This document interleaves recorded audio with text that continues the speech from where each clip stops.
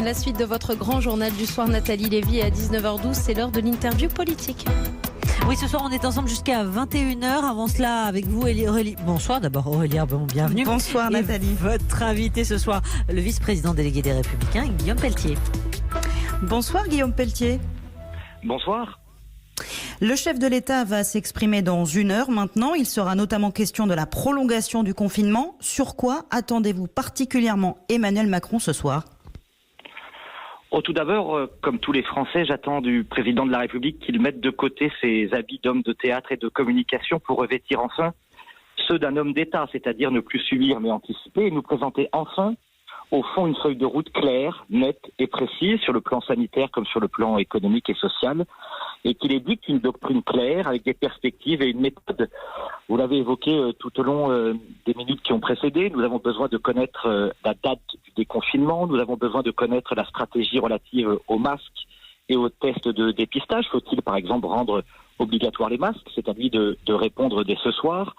Tout ce qui concerne aussi les moyens pour nos hôpitaux et nos personnels soignants pour maintenir, voire augmenter encore le nombre de lits de réanimation. Et puis, bien sûr, les questions relatives à nos anciens et à nos enfants dans les EHPAD ou les écoles, autant de questions dont nous attendons les réponses, parce que le moins que l'on puisse dire, c'est que depuis le début de cette crise, le président de la République et son gouvernement ont été très bavards, mais incapables de présenter une ligne claire et des décisions claires. C'est ce que nous attendons ce soir. Le cap n'était pas assez clair pour vous depuis 1 mois maintenant que le confinement a commencé quasiment ? Franchement, comme tous les Français, on n'y comprend rien. On comprend rien sur la date du confinement et du déconfinement. On n'y comprend rien sur la stratégie relative aux masques. Au début, les masques étaient inutiles, puis ils étaient intéressants. Ils pourraient demain, et nous le pensons, devenir obligatoires. Les élus locaux et les collectivités ont été abandonnés. On a beaucoup trop tardé on va y revenir probablement sur le plan d'urgence économique, même si tout ça commence à porter ses effets et ses fruits. Mais voilà, on attend. Il a choisi dans sa stratégie d'être davantage un homme de communication. Vous l'avez souligné tout au long des dernières semaines. On a besoin d'un chef d'État, on a besoin d'un homme d'État, on a besoin d'un président de la République qui nous dise la vérité en toute transparence, parce qu'il n'y a pas d'unité sans vérité, et qui trace une perspective claire avec des réponses à toutes les questions que nous nous posons, tout autant sur le plan sanitaire que sur le plan économique et social. Alors Guillaume Peltier, vous espérez une date précise de fin du confinement. Il faudra une stratégie claire pour déconfiner les Français. Pour vous, quelle doit être la stratégie à mettre en place ? Je ne suis pas le président de la République et donc je ne suis pas destinataire de toutes les informations politiques, économiques, sanitaires nécessaires pour prendre cette décision. C'est à lui de la prendre. Mais j'espère qu'il, fort de ces informations, il va pouvoir présenter une date. Oui, il faut pour les Français une perspective de déconfinement. Il faut évidemment, chacun l'a bien compris, une stratégie d'accompagnement et de prudence. On pourra sortir que lorsque nous aurons enfin des masques, enfin de manière suffisante des tests de dépistage, et pour cela il faut toute une stratégie, on sait, de relocalisation, de production.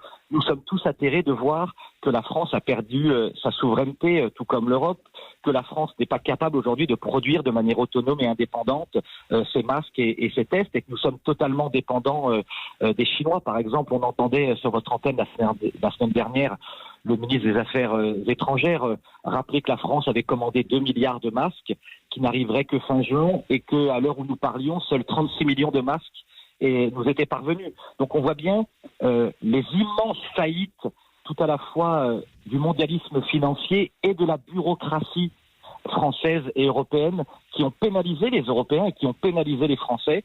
Nous attendons du président de la République qu'il prenne la mesure de l'échec de ce qu'il incarne, puisque depuis 2017, il incarne ce mondialisme, il incarne la finance, il incarne la haute fonction publique et la bureaucratie, et qu'il trace désormais une perspective de protection des Français et de reprise de l'économie française. Tout autant que la crise sanitaire, nous attendons des réponses très fortes pour la relance économique, pour la récompense du travail, pour la récompense des travailleurs, pour l'augmentation des salaires de celles et ceux qui sont en première ligne, ces fameux milieux de cordée devenus les premiers de corvée, et puis des mesures de justice. Il faut que chacun participe à l'effort, et tout particulièrement les puissants, les assurances. Pourquoi ne pas contrôler les dividendes? Pourquoi ne pas mieux équilibrer les richesses entre le capital et le travail? Pourquoi ne pas mieux lutter contre les 80 milliards de fraude fiscale dans notre pays pour retrouver des marges de manœuvre?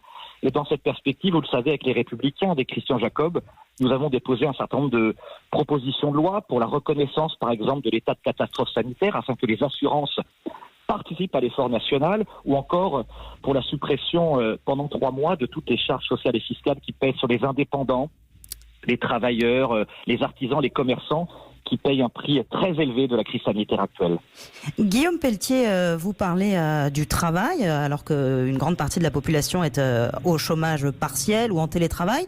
Le MEDEF explique que les Français devront travailler plus, qu'il faudra revoir le temps de travail, les congés payés, les jours fériés, pour relancer l'économie après la crise sanitaire. Est-ce que vous êtes d'accord avec ça? Non, parce que comme nous le disons depuis longtemps, avec les Républicains, bien sûr que la valeur travail est une valeur essentielle. Bien sûr que dire aux Français qu'on pourra redresser la France sans travailler est une illusion. Mais qu'avant de parler de l'augmentation du temps de travail, il faut tout simplement parler de l'augmentation des salaires et de la récompense du travail. Quels sont ceux qui font tenir la France aujourd'hui? Ce sont les héros du quotidien.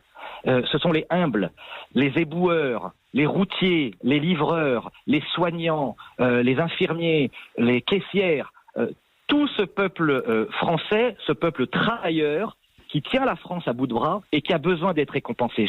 Nous attendons du président de la République ce soir qu'il dise clairement que la France demain va se redresser autour d'une valeur, la récompense du travail. Que bien sûr des efforts seront demandés, chacun en est conscient, mais que ces efforts ne seront acceptés pour éviter l'émergence de toutes les colères sociales et économiques, que si le travail est enfin récompensé à sa juste mesure. Vous savez que je plaide depuis longtemps pour l'augmentation des salaires, pour la baisse des charges et des cotisations.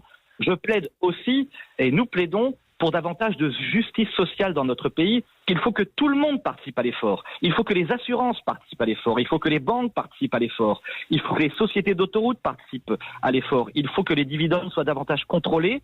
Il faut un vrai plan de lutte contre les 80 milliards de fraude fiscale chaque année pour que chaque Français qui travaille et qui est prêt à faire des efforts comprenne que désormais le monde a changé et que chacun à égalité participera à cet effort nécessaire à la reconstruction qui passe bien entendu par la valorisation et la meilleure récompense du travail et des travailleurs. Vous êtes favorable au fait que ce soit du travailler plus pour gagner plus, mais vous croyez que les entreprises auront les moyens de payer davantage les salariés? Je ne suis pas tout à fait sûr que c'est exactement ce que le MEDEF a en tête en disant qu'il faudra travailler plus. Ah, c'est certain que le MEDEF n'a pas ça en tête, mais avant de travailler plus, moi je suis pour le gagner plus d'abord et ensuite travailler plus. Il faut un bon équilibre. Ça fait des années et des années, sauf avec Nicolas Sarkozy, que ceux qui nous dirigent nous expliquent qu'il faut travailler davantage et que les salaires, on verra plus tard. Eh bien, je pense qu'Emmanuel Macron doit ce soir et dans les jours qui viennent présenter un grand plan de baisse des cotisations, de refonte complète du système économique, fiscal et financier français. L'argent existe, il faut aller le chercher, il faut relancer l'économie, il faut soutenir les petites et moyennes entreprises, il faut libérer le temps de travail, mais à une condition, qui est une condition suspensive de tout le reste. Il faut d'abord avoir une vision pour mieux récompenser le travail et augmenter les salaires, les revenus et le pouvoir d'achat de nos compatriotes. C'est une condition sine qua non du redressement pour que les Français acceptent de participer à l'effort. Il faut d'abord une perspective de meilleure récompense de l'effort et du travail.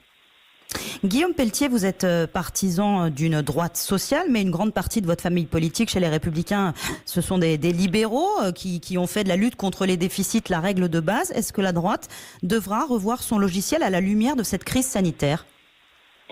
Ce dont je me réjouis, et je peux vous dire que quotidiennement avec Christian Jacob, mais aussi avec tous nos parlementaires du Sénat et de l'Assemblée nationale, tous nos présidents de région qui font un travail remarquable, tout comme nos maires, mais aussi avec le président de la Commission des finances, Éric Woerth, nous travaillons d'arrache-pied pour ce plan de relance économique et sociale, avec cette perspective de meilleure récompense du travail, bien sûr, avec cette perspective d'une meilleure gestion de la dépense publique. On s'aperçoit aujourd'hui que la France, malgré ses 1000 milliards d'euros d'impôts chaque année, malgré les 56% de prélèvements obligatoires, que la France manque de tout.